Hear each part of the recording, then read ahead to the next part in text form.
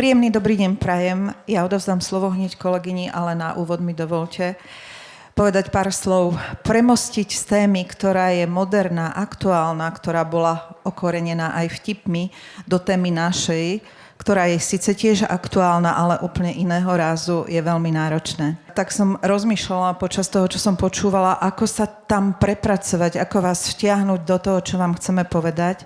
Tak vás chcem poprosiť o malú súčinnosť a o spoluprácu so mnou na chvíľočku. Predstavte si, že máte nejaké choroby, neviete aké, chodíte po lekároch a absolvujete rôzne vyšetrenia a po všetkých tých vyšetreniach sa máte dostaviť k svojmu lekárovi, ktorý vám povie verdikt. Ja som to už raz v živote robila, vyskúšam na vás. Skúste si zavrieť oči, prosím, na chvíľočku. Sedíte pred svojim lekárom a ten vám povie: je mi to strašne ľúto, ale máte rakovinu, máte pred sebou možno pár mesiacov, pár rokov života. Môžete otvoriť oči, lebo v tom okamihu si uvedomíte, že váš svet, váš život sa rúti a ste niekde úplne inde, ako ste boli. A všetko prestane byť dôležité. A v tom momente spomínané Gemini, ChatGPT, AI nie je to, čo potrebujete. V tom momente potrebujete ľudskú blízkosť, porozumenie, pochopenie, niekoho, kto pri vás stojí, niekoho, kto vás vypočuje. Ja nechcem ísť do emócií silných a smutných. Toto je realita, ktorú v Lige proti rakovine zažívame každý deň, keď sa na nás pacienti obrátia práve po takomto sedení u lekára a potom, čo si to vypočujú. A vtedy nastupujú naše služby, o ktorých vám povieme, a vtedy sa snažíme byť tí, ktorí tých ľudí počúvajú. Pretože pri onkologickom ochorení predpokladám, že by sa nezdvihla ani jedna ruka, keby som sa spýtala, či máte vo svojom okolí, respektíve či nepoznáte nikoho, kto trpí rakovinou. Predpokladám, že každý vo svojom okolí, či už v rodine alebo u blízkych, sa stretol s touto diagnózou. A vtedy nastupujeme my, aby sme poradili, pomohli, nasmerovali ľudí, aby všetko, čo súvisí s diagnózou, najlepšie zvládli. Odozdám slovo svojej skvelej kolegyni, onkopsychologičke Lucii Budačovej, ktorá je ten prvý kontakt väčšinou s pacientom. Bude hovoriť o onkologickom ochorení v prípade, keď sa v rodine stane, že ochorie dieťa, a povie všetky tie aspekty, ktoré s tým súvisia, a následne sa pokúsim predstaviť vám naše projekty, ktoré ponúkame, ak by ste mali niekoho, komu viete odporučiť naše služby, aby ste tak vedeli urobiť. Zatiaľ vám ďakujem pekne a odovzdávam slovo Lucii. Dobrý deň vám prajem všetkým. Nie ste také naše tradičné publikum.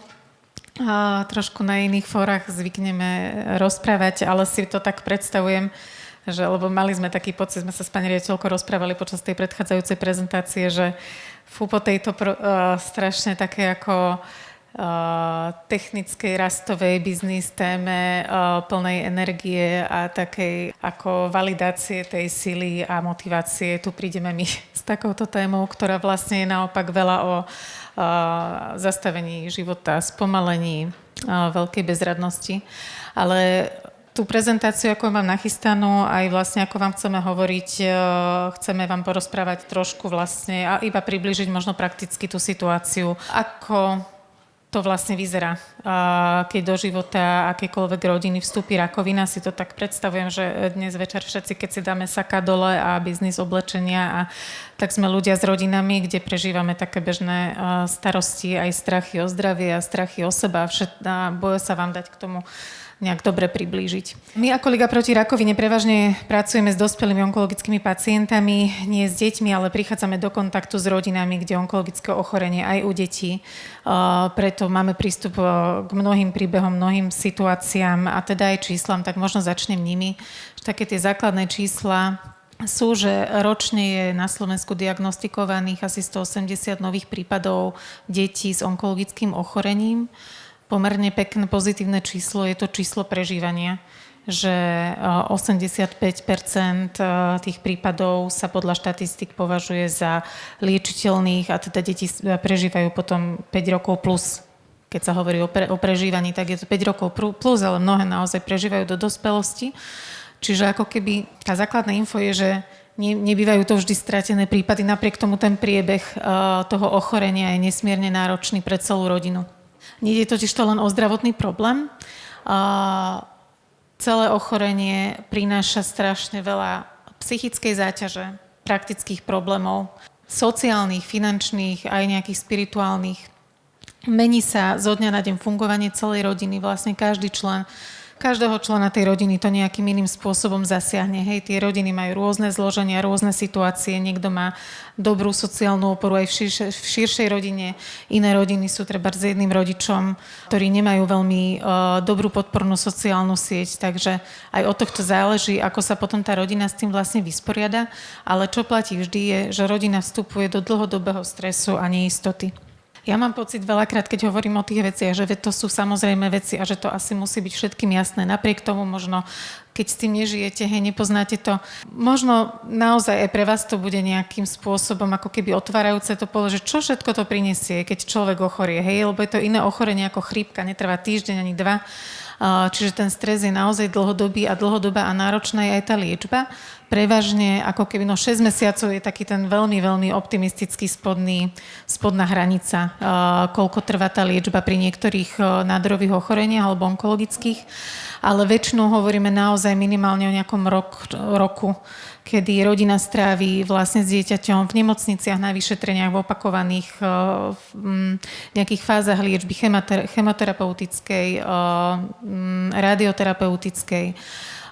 Počas toho roka vlastne, že to je takisto to samotné zaťažujúce, že rodina vlastne nevie vôbec, čo ju čaká v tej chvíli, hej, nevie sa pripraviť, nevie, koľko to bude trvať. Je tam strašne veľa čakania počas toho procesu.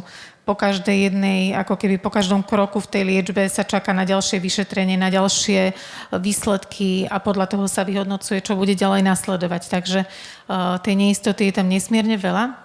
Pre také porovnanie možno si skúste pozrieť, hej, že na tej mape je, že koľko je onkologických oddelení alebo onkologických ústavov nemocníc na Slovensku pre dospelých, čo je logické, lebo onkologických dospelých pacientov ochorie ročne až 40 000 cca podľa najnovších štatistík. Tých detských, tým, že ich našťastie teda len 180, povedzme si, ale majme k dispozícii tým pádom menej možností na liečbu. Sú 3 základné onkologické ústavy pre deti, detských onkológií v Bratislave, Banskej Bystrici a v Košiciach. To znamená, že väčšina rodičov naozaj, keď sa im v rodine udeje táto situácia, dieťatko ochorie, tak musí ísť do niektorej z týchto nemocníc. Hej, podľa toho, väčšinou teda je to podľa bydliska, ale poznáme aj prípady, že dokonca aj rodina z Košic, keď má špecifické ochorenie, tak musí ísť do Bratislavy, čiže ani len to, že býva niekto v Košiciach, nezaručuje, že skončí na košickej onkológii. Čo potom rodina vlastne robí, hej, čo sa udeje? Rodina pre seba hľadá riešenie. Keď je to v dojazdnej vzdialenosti, mnoho ľudí naozaj cestuje, hej, náklady na benzín sú vysoké. Tieto čísla, ja som psychológ, hej, onkopsychológ a psychoterapeut, ja som o čísla poprosila kolegu z MyLife, takže nie sú to čísla, ktoré ja som našla, budem im dôverovať, ale takto to vypočítali, že asi takéto by mohli byť ročné náklady na ten jazdený benzín. Čo ja poznám veľmi často je, že rodiny naozaj hľadajú riešenie, lebo to cestovanie je tiež nevždy šťastné. Hej, nie je to len taká praktická vec, však prevezieme sa, dáme si chemoterapiu, vrátime sa. Že potrebuje to dieťa aj tá rodina veľa komfortu, čiže sú rodiny, ktoré hľadajú pre seba náhradné ubytovanie na nejaké dlhé obdobie. Hej, častokrát sa presťahujú, aj teraz máme v našej vlastne ako keby v kontakte s nami rodinu, ktorá práve z Košica presťahovala, časť rodiny sa presťahuje do Bratislavy. Časť rodiny zostala v Košiciach, lebo tých detí je tam viacej, ja sa k tomu ešte dostanem. Potom je to taká možnosť, že rodič musí nechať dieťa v nemocnici samé. Osobne z našej skúsenosti aj ako keby z kontaktu, ktorý máme s kolegami na detských, ktorí robia s detskými onkologickými pacientami, to nie je veľmi časté. Hej, lebo naozaj rodič chce zostať s dieťaťom, je to aj odporúčané, preferované, lebo tá liečba je vlastne veľmi náročná. Takže rodič býva s dieťaťom vlastne 24 hodín denne. zabezpečuje všetku starostlivosť a komunikáciu s lekármi, preberá úlohu častokrát zdravotníka, musí sa naučiť napríklad mnohé úkony, ktoré sa ako keby mimo toho oddelenia dejú, keď potrebuje doma, ja neviem, meniť nejaké obväzy, podávať nejaké špeciálne lieky alebo dávať nejakú inú podporu. Je teda zdrojom psychickej opory pre to dieťa. To znamená, že bez ohľadu na to, že aj rodič sám má za tým veľmi ťažký proces, tak musí byť alebo sa snaží byť psychicky zazdrojovaný pre to dieťa, ktoré prežíva nesmierne ťažké obdobie a je teda opatrovateľom na plný úväzok, čo si viete predstaviť, že je nesmierne vyčerpávajúce. Jeden rodič väčšinou z práce odchádza, do úvahy prichádza dlhodobá očerka, teda 1 alebo 2 roky, alebo úplné prerušenie kariéry. Logicky rodinný príjem výrazne poklesne. A to teraz si predstavte, že sú situácie, kde naozaj tá rodinná situácia je náročná, nepostihuje rakovina rodiny, spravidla, kde je výborná sociálna, finančná situácia, usporiadaná rodina, dobré partnerské vzťahy, podporná širšia rodina. Toto je realita možno menšiny rodín. Takže nesmierne ťažké, keď sú na to rodičia sami. Tu sú opäť nejaké čísla. Ja toto rýchlejšie preskočil, máme trošku aj časový sklz, ale oficiálne aj to vieme, že liečba je platená zdravotnými poisťovňami, ale žiaľ čím ďalej, a to platí asi pri tej v tej detskej onkológii podobne, aj v onkológii dospelej, že dnes vlastne množstvo liekov sa žiada na výnimky, nie vždy je všetko preplácané. Takže tie náklady všeobecne jednoducho stúpajú, je to nesmierna finančná záťaž pre rodinu. Čo sa týka tej logistiky vlastne prežívania rodiny, tá rodina sa veľmi častokrát rozdelí, to znamená, jeden rodič je v nemocnici alebo na nejakom ubytovacom zariadení. Pani Kovačová vám o tom povie viacej, o tom, čo aj pre takéto rodiny robíme. Funguje vlastne v 2 paralelných svetoch tá rodina. Treba, že otec chodí do práce, stará mama sa stará o zvyšné deti, mama je s chorým dieťatom v nemocnici alebo naopak. Prípady, ktoré poznám, boli vždy takéto. Vždy jeden rodič bol so súrodencami, jeden bol s tým chorým v nemocnici a takmer rok a pol skoro nefungovali pri sebe. Neustále presuny, návštevy, organizácia okolo tej logistiky. O tej psychickej záťaži z toho asi tým pádom ani nemusím veľa rozprávať. Ja o nej viem veľmi veľa, ale poviem zase len možno to, že je to, keby šlo len o tú logistiku, alebo že sa človek vysporiada s tým, čo sa stalo a vie, čo bude nasledovať. Máme kapacity sa aj s ťažkými situáciami vysporiadať, ale ten strach o život dieťaťa vlastne pretrváva počas celej tej liečby a rada by som povedala, že po úspešnom ukončení liečby sa všetci vydýchnú a vrátia sa do normálneho života. Toto nie je realita. Naopak, ten strach o to zdravie dieťaťa väčšinou potom pretrváva roky. Lebo jednak sa všetci boja recidívy, to je také veľmi časté pri tých onkologických ochoreniach, ale zároveň aj niekde sa vkradne do života, taká tá realita života, kde život je fakt krehký. Je to iné, keď si to povieme, všetci si povieme, však raz všetci zomrieme, ale evolučne tak nefungujeme, boli by sme paranoidní. Až keď sa nás dotkne nejaká diagnóza, sa stretneme s tou krehkosťou nášho života, tak trošku začneme žiť s tou smrťou na pleci. A tohto vlastne ako keby tí rodičia už sa z mojej skúsenosti častokrát nezbavia celý zvyšok života.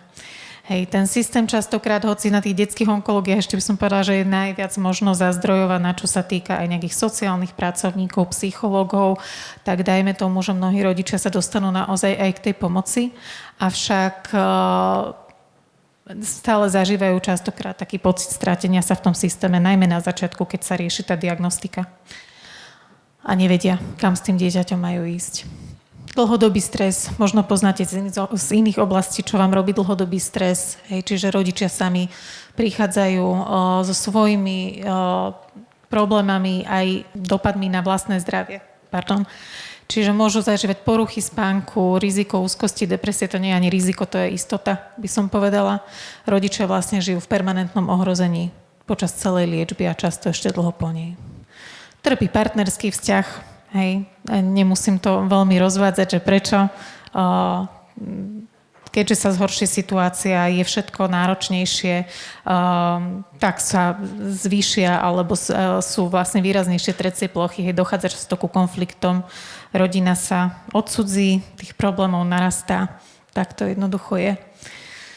Súrodenci v tom častokrát tiež strádajú, sú emocionálne preťažení, tiež sa boja sa o svojich rodičov, boja sa o svojho súrodenca. To poznáte mnohí z vás, čo máte deti, aké sú deti vnímavé na to, čo sa v rodine deje, takže veľmi ľahko a veľmi rýchlo nasajú to, v akej pohode a nepohode sú rodičia a rodičia ťažko môžu byť v pohode v takej situácii. Takže aj tu sú nejaké ako keby ďalší ako taký aditívny stres do toho je, že čo sa vlastne deje s tými ostatnými deťmi, lebo tú rodinu treba vlastne sanovať na všetkých úrovniach. Takže ten každodenný život sa prispôsobuje liečbe, plánuje sa zo dňa na deň, je tam minimum priestoru na oddych a vypnutie. Hej. To je typické pre takúto situáciu, kde vlastne zažívame nejaký stres, si povieme, no tak ale ešte toto prejde, potom konečne si vyložím nohy, alebo konečne zo mňa opadne stres. Tu častokrát neopadáva stres. Proste nie je ako vypnúť. Hej. Keby mama odišla od toho dieťaťa na víkend preč, tak ho má väčšinou neustále na mysli a ten strach sa vlastne nedá na chvíľočku vypnúť. Takže tá podpora rodín na všetkých úrovniach je naozaj nevyhnutná a kľúčová. Pomáha zvládať dlhodobú záťaž, zlepšuje fungovanie rodiny. Finančná a praktická pomoc je to, čo niekedy tá rodina potrebuje úplne v tom prvom kontakte. Hej, potom častokrát ako keby sa dostaneme k riešeniu aj tej sociálnej a psychickej a psychologickej záťaže. Ale častokrát potrebujú naozaj takéto praktickú navigáciu, povedať im, ako môžu fungovať, potrebujú finančnú podporu, finančnú pomoc, takže pokiaľ by ich malo čo uchrániť od akejkoľvek, ako keby aj tej finančnej krízy, je to určite výhoda. Myslím, že toto bol môj posledný slajd. Áno. A ja by som teraz dala teda slovo pani riaditeľke, ktorá povie trošku viacej o tých našich projektoch v lige, ktorými sa snažíme práve ako keby podporiť rodiny v situáciách, kedy onkologické ochorenie do toho života vstúpi. Ďakujem za pozornosť. Ďakujem pekne. Tak poďme k tej pozitívnej časti v tom zmysle, že sme tu Liga proti rakovine, sme tu 36 rokov a sme tí, ktorí za pacientom nevidia len číslo, nevidia len diagnózu. Sme tu preto, aby sme navnímali každý ľudský príbeh, aby sme počúvali, čo ľudia potrebujú a aby sme im poskytli pomoc, ktorú od nás očakávajú. Vidíte tu široké portfólio aktivít, v ktorých máme aktívne zastúpenie. Takže toto všetko ľuďom poskytujeme. Povedala som, že sme tu 36 rokov a žiada sa mi hneď na úvod povedať, že Liga proti rakovine nedostáva od štátu žiadnu podporu, žiadne dotácie, žiadne granty. Fungujeme, myslím, že niekde bol zobrazený narcis v prezentácii z výnosu Dňa narcisov, ktorý bol pred 1,5 týždňom. Verím, že ste ho zachytili. Fungujeme z 2% dane z príjmu a z darov fyzických a právnických osôb. Takže všetky projekty a programy, ktorými si narýchlo prejdeme, financujeme práve z týchto záležitostí. Začnem 3 centrami pomoci, ktoré sme vybudovali nie kvôli tomu, aby sme mali priestory, keďže nás je ako zamestnancov 16. Centra pomoci máme preto, aby sme vytvorili bezpečný priestor pre onkologických pacientov, kde sa môžu stretávať, kde pre nich pripravujeme rôzne druhy programov a denných aktivít. Centrum pomoci je v Bratislave, v Martine a v Košiciach. Vybudovali sme ich vďaka asignácii 2% dane z príjmu. Fungujú všetky viac ako 15 rokov. Denne poskytujeme pacientom priestor na to, aby sa stretávali na rôznych aktivitách, na edukačných, na kreatívnych kurzoch, na pohybových kurzoch. Cvičí sa u nás yoga, pilates, nordic walking. Možno sa to zdá smiešne, že ľudia počas ochorenia takéto veci riešia, ale to je pre nich veľmi dôležité, pretože sú v komunite, ktorá si rozumie, ktorá sa dokáže podporiť a už dávno nie je faktom, že onkologický pacient má doma smútiť a ležať, ale má sa predovšetkým socializovať a pohybovať. Preto sú pre nás tieto centra pomoci dôležité. Aktivity som už spomenula, takže tu je kratučká ukážka. Naozaj je mnoho ľudí, ktorí k nám prídu iba po vstupné dvere, otočia sa, vrátia sa o týždeň a už vojdu dnu. Sú to ľudia, ktorí na začiatku sú bez akýchkoľvek kontaktov, sú bez akýchkoľvek očakávaní A keď k nám chodia pol roka, rok, sú to úplne iní ľudia, ktorí sú pripravení a schopní vrátiť sa späť do bežného života, ktorý viedli pred ochorením. Jedným z projektov, ktorý považujeme za veľmi užitočný, ak nie najužitočnejší, je tzv. Onkoporadňa, na ktorej je 28 odborníkov. 7 dní v týždni poskytujú poradenstvo na konkrétne otázky pacientom a ich rodinám, či už sú to lekári, onkológovia, psychológovia, sociálni pracovníci, sociálno-právni poradcovia, výživoví, genetickí poradcovia a tak ďalej. Človek sa môže obrátiť buď telefonicky alebo mailom a dostane odpovede na svoje konkrétne otázky. Sieť onkopsychológov, kolegyňa je jedna z členiek siete onkopsychológov, máme ich naprieč Slovenskom 26. Sú to bezplatné služby pre pacientov aj ich rodinných príslušníkov v tom najťažšom období, či už počas liečby, alebo aj tesne po liečbe, keď sa ľudia nedokážu vrátiť späť do pracovného procesu, nevedia, ako sa začleniť. A mnohí z nich, samozrejme, takmer väčšina by nemala priestor, aby si takéto služby platila zo svojich zdrojov, takže preto máme sieť onkopsychológov, ktorá funguje viac ako 10 rokov. Na sieť onkopsychológov nadväzujú tieto podporné skupiny, ktoré sú manažované psychológmi, sú buď špeciálne pre pacientov, zároveň sú aj pre príbuzných, ale separátne, a potom sú to aj najnovšie skupiny pre pozostalých. Málo kto si uvedomuje, čo zažíva duša človeka, ktorý prišiel o blízkeho, pokiaľ to nezažije, takže vnímame ten projekt aj z reakcií návštevníkov ako veľmi užitočný. Vy ste tu všetko, verím, veľmi kvalitní, zdraví, kariérne, dobre usadení ľudia, usadení v zmysle, že vám kariéra funguje, máte dobré možnosti a neviete si predstaviť, z čoho žijú ľudia na Slovensku, keď prepadnú sociálnou sieťou. Mnohí sa na nás obracajú s tým, že ich príjem je mesačne 400-500 eur. Takže Fond pomoci hmotnej núdzi a jednorazový finančný príspevok je u nás 400-500 eur mesačne, čo pre človeka, ktorý taký objem berie, je neskutočne veľká pomoc. Je to jednorazová finančná pomoc, pretože ako kolegyňa spomínala, ročne pribudne na Slovensku okolo 40 000 onkologických pacientov, takže nemôžeme sanovať všetko, ale tie najnáročnejšie prípady aj takouto pomocou sa snažíme riešiť. Projekt Vystrihaj sa Slovensko, jeden z tých, ktorý nepotrebuje absolútne žiadnu reklamu, ktorý vznikal spontánne, keď sa na nás pred pár rokmi obracali dámy, že by chceli darovať vlasy. Tak sme sa spojili s inými ľuďmi, ktorí dokážu spracovávať vlasy, ktorí dokážu vyrobiť parochňu. A pre pacientky, ktoré v dôsledku ochorenia prídu o vlasy, poskytujeme parochne, buď vyrobené na mieru, alebo si ich môžu vybrať u spolupracujúcich parochňových štúdií a my im ich zaplatíme. Príspevok štátu na parochňu je 49 eur. Najlacnejšia parochňa, naozaj najlacnejšia, je od 150 eur. Z našej strany obstarávame parochne v hodnote 500 až 800 eur. Takže tiež pre ženy, ktoré si prejdú chemoterapiou, je to nie len pomoc v oblasti financií, ale aj v oblasti psychiky, pretože tak ako sa vraví, vlasy koruna krásy, mnohé tým veľmi, veľmi trpia. To je nadväznosť na to, čo spomínala kolegyňa.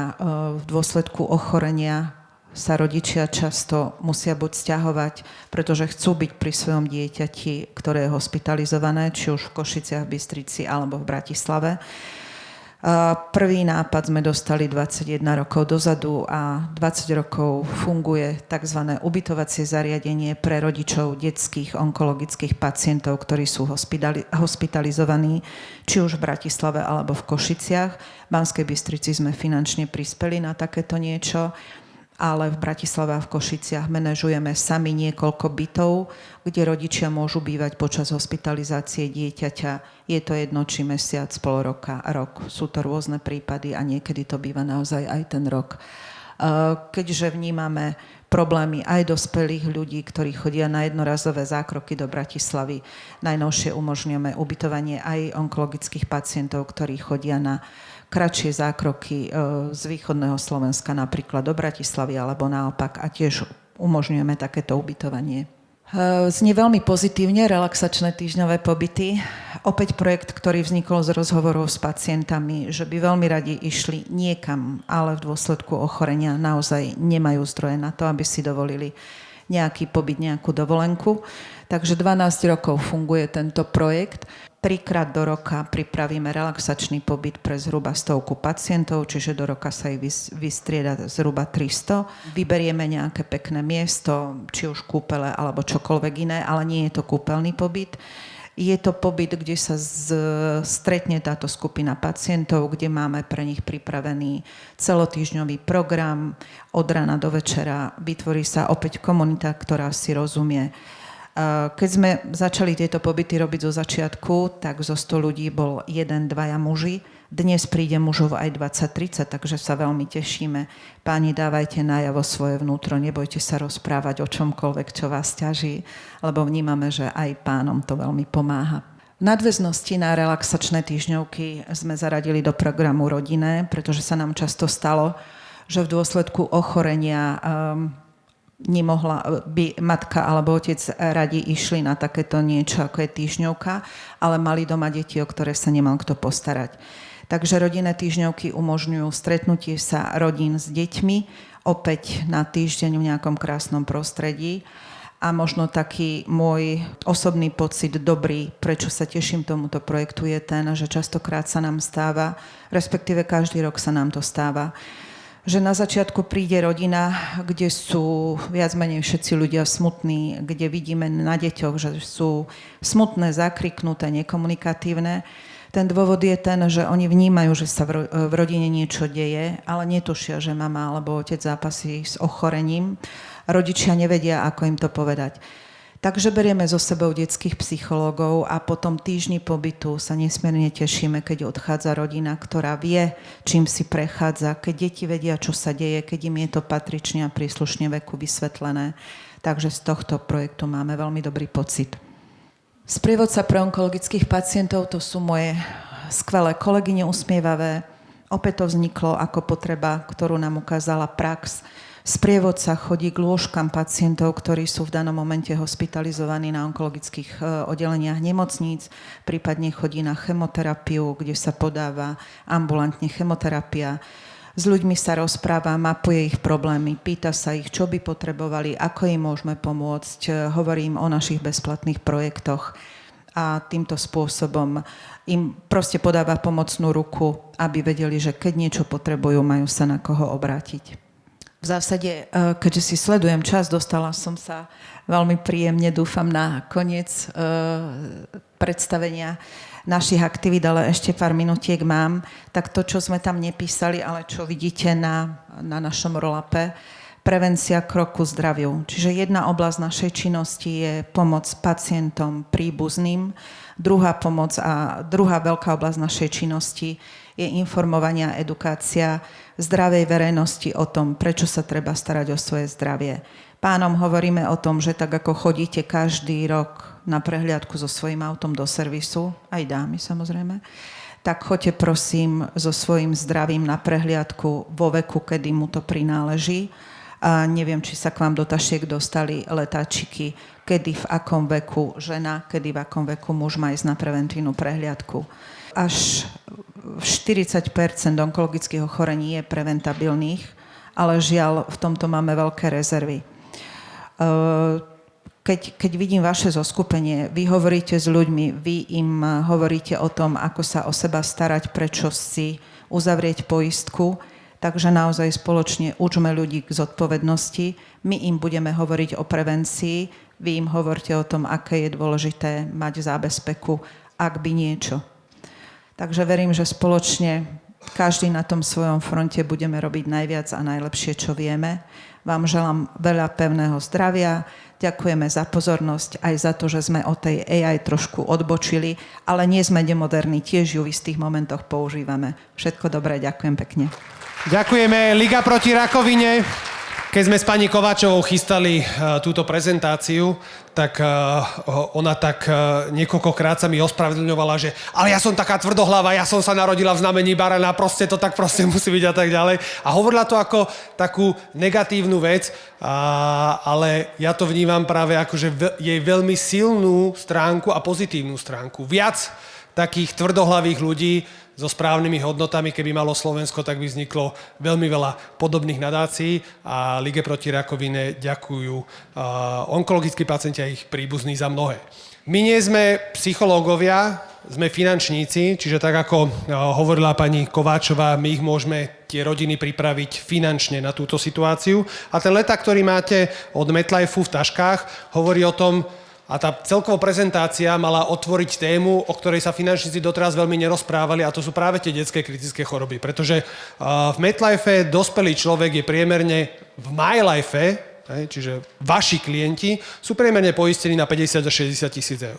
Deti, naše deti, našich klientov deti, sú poistené, minulý rok priemerná poistná suma bola 10 tisíc, tento rok sa to mierne zvýšilo aj pred touto konferenciou na 12 tisíc.